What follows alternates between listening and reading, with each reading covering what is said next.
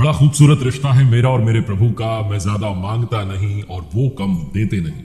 अब तक के 8 अध्यायों में भगवान श्री कृष्ण ने अपने सखा, अपने मित्र धनुर्धर अर्जुन को बहुत कुछ बताया, लेकिन 9वें अध्याय में, इस 9वें अध्याय में वो राज विद्या की बात करने जा रहे हैं। विद्या की जब बात आती है तो हम सब ने विद्या ग्रहण की है, नहीं, ये राज विद्या वो विद्या है जो आपको परम धाम तक ले जाती है, उस मोक्ष तक ले जाती है। ये सारी समझ जो मैं आप तक गीता सार पहुंचा रहा हूं, मैं डेवलप कर पाया हूं जब मैंने पढ़ी श्रीमद् भगवद गीता की यथार्थ व्याख्या, यथार्थ गीता, जिसे परमहंस स्वामी श्री अड़गड़ानंद जी महाराज जी ने लिखा है। आप भी घर बैठे फ्री कॉपी अपने लिए मंगवा सकते हैं www.यथार्थगीता.com से। 9वें अध्याय की शुरुआत में भगवान श्री कृष्ण अपने सखा, अपने मित्र अर्जुन से कहते हैं, श्री भगवान उवाच इदं तुते गुह्यातमं प्रवक्ष्याम्यनसूयवे ज्ञानम विज्ञान सहितम यज ज्ञात्वा मोक्षस्य शुभात्। भगवान श्री कृष्ण कहते हैं कि हे अर्जुन, मैं तुम्हारे लिए ईर्ष्या रहित होकर के परम गोपनीय ज्ञान कहने जा रहा हूं और इसे विज्ञान सहित कहने जा रहा हूं। प्राप्ति के बाद में महापुरुष की रहनी क्या होती है, किस तरीके से वो सर्वत्र कार्य करते हैं, जागृति प्रदान करते हैं, ये बताने जा रहा हूं, जिसे जानकर के तुम दुख रूपी संसार से मुक्त हो जाओगे। और वो ज्ञान कैसा, ऐसे बताते हैं, कहते हैं राज विद्या राजगुहाम पवित्र मिदमुत्तमम प्रत्यक्षावगमम धर्म्यम सुसुखम कर्तुमाव्ययम। भगवान श्री कृष्ण कहते हैं कि ये जो ज्ञान है ये सभी विद्याओं का राजा है।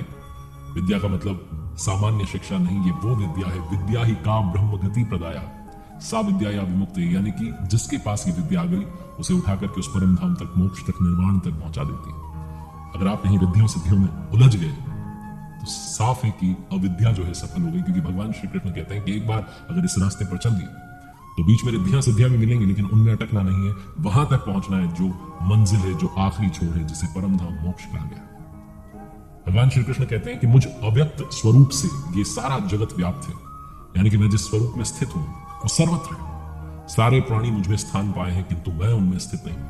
और इसी बात को समझाते हुए भगवान श्री कृष्ण आगे कहते हैं, श्री भगवान उवाच यथाकाश स्थितो नित्यम वायुः सर्वत्र गो महान तथा सर्वाणि भूतानि मतस्था नित्योपधारय।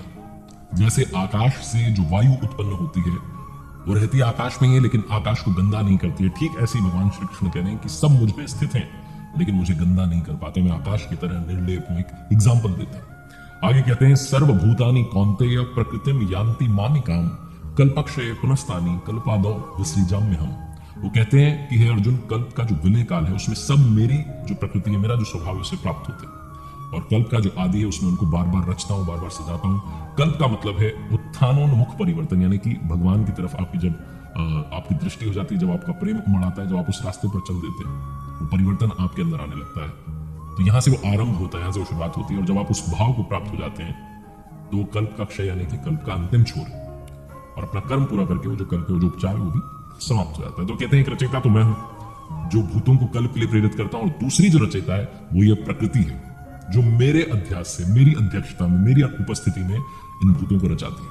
ये भी एक तरीके का कल्प है जिसमें स्वभाव परिवर्तन होता है, काल परिवर्तन होता है, शरीर परिवर्तन होता है, एक शरीर से दूसरे शरीर में आत्मा जाती रहती है। तो इस तरीके से कल्प जो है वो 2 प्रकार का है, उसको यहाँ पर भगवान श्री कृष्ण ने समझाना चाहा।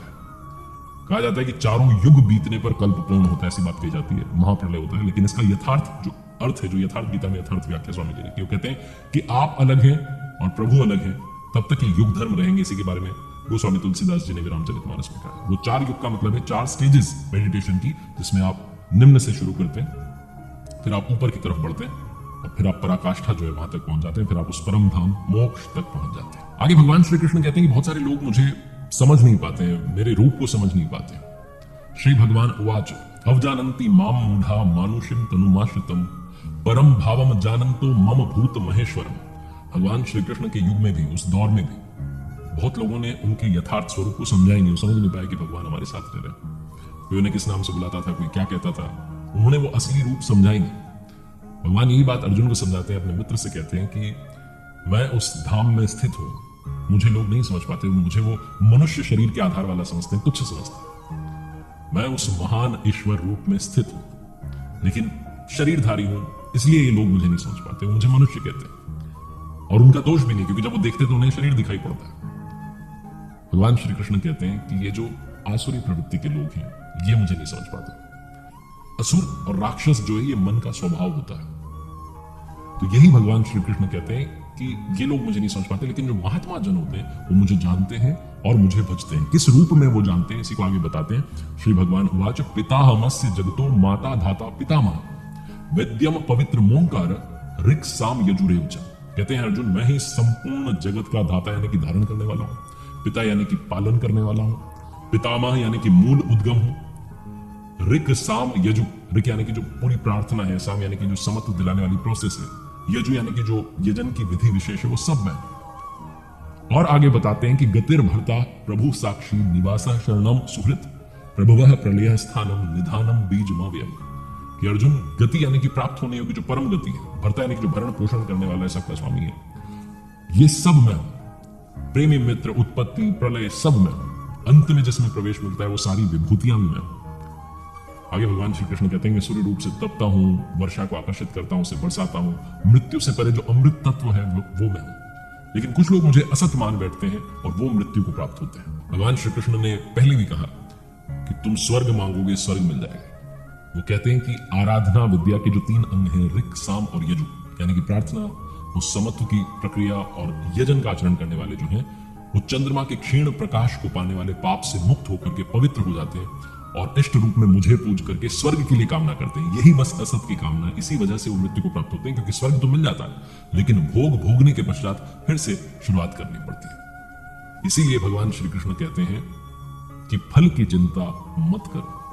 लेकिन जो किसी भी प्रकार की कामना नहीं करते, उन्हें क्या मिलता है, ये भगवान श्री कृष्ण आगे बताते हैं। श्री भगवान उवाच अनन्याश्चिन्तयन्तो माम ये जनाः पर्युपासते तेषां नित्याभियुक्तानां योगक्षेमं वहाम्यहम्। अनन्य भाव से जो मुझ में स्थित भक्तजन है, वो मेरा निरंतर चिंतन करते हैं, लेश मात्र भी 0% भी मिस्टेक नहीं करते, मुझे उपासते हैं, और उस नित्य एक ही भाव से जो संयुक्त हैं, उन भक्तजनों का योगक्षेम यानी कि उनके योग के निर्वहन की जो जिम्मेदारी है, उसे मैं उठा लेता हूं। उनके योग का क्षेम जो है, उसे पराकाष्ठा तक पहुंचाने की जिम्मेदारी मैं उठा लेता हूं। इतना होने पर भी लोग बाकी देवताओं को पूजते हैं। इस प्रकरण को, इस मुद्दे को फिर से उठाते हैं भगवान श्री कृष्ण और कहते हैं श्री भगवान उवाच ये अप्य अन्य देवता भक्ता यजन्ते श्रद्धयान्विताः ते अपि मामेव कौन्तेय यजन्त्य विधि पूर्वकम्। कहते हैं जो श्रद्धा से युक्त हुए भक्त हैं, जो दूसरे दूसरे देवताओं को पूजते हैं, वे भी मुझे ही पूजते हैं, क्योंकि वहां देवता नाम की कोई वस्तु है नहीं। लेकिन वो जो पूजन है वो अविधि पूर्वक है, यजन्त्य विधि पूर्वकम्। वो सही विधि, वो सही तरीका नहीं है।